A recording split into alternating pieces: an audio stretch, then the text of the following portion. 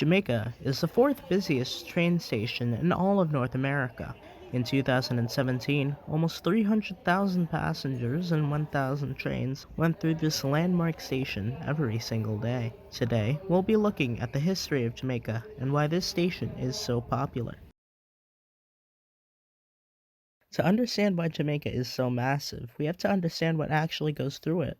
10 of the 11 lines of the LIRR run through this junction, as well as the E, J, and Z trains, and the JFK Air train.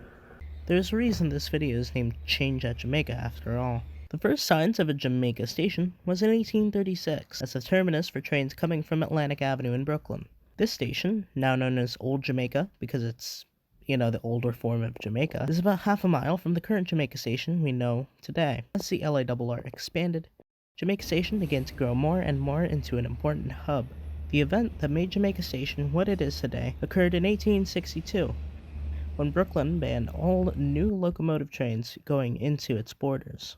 In order to adapt with this new policy, the LIRR focused all of their operations towards Jamaica instead of Brooklyn. This new policy, combined with the South Side Railroad, combining its operations at Jamaica with the LIRR, led to the old Jamaica Station becoming a bit small for its new purpose as the hub of Long Island. After a bit of remodeling in the later 1860s and 70s, the LIRR eventually decided to just scrap it and build a new one. In 1912, as part of the Jamaica improvements, the current elevated railway we know today and the first platforms at the current Jamaica station were built. As well as the new construction of the new station, new interlockings meant that it was much easier to transfer in between branches at Jamaica. But what about the subway?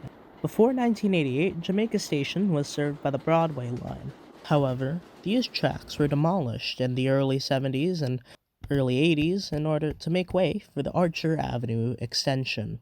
The idea for this connection was originally conceived in the 1920s as a replacement to the dingy and neglected Jamaica L, and these plans were revived in the 1968 Program for Action. However, most of the Program for Action was never implemented, and all that remains of this original Archer Avenue extension was just 3 stations: Jamaica Van Wyck, Archer Avenue, Sutphin Boulevard, and Jamaica Center. Construction on this line began in 1973 and was projected to open in 1980. However, it was obviously delayed and it opened in 1988. The original plan had more than 10 stations serving Jamaica and its surrounding neighborhoods. This was just cut down to 3 stations in central Jamaica, and to this day, South Jamaica, Rochdale, St. Albans, these are all transit deserts. These neighborhoods would have gotten a subway line if the Southeast Queens line was actually built. Anyways, back to the LIRR. Jamaica Station received multiple renovations over the years. The first was in 1994, with a new connection to the subway,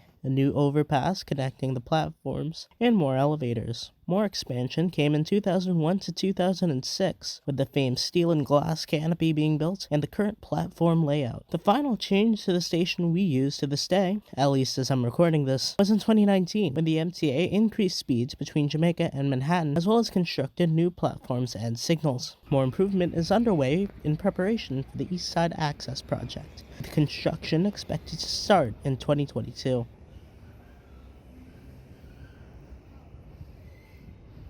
And that's it.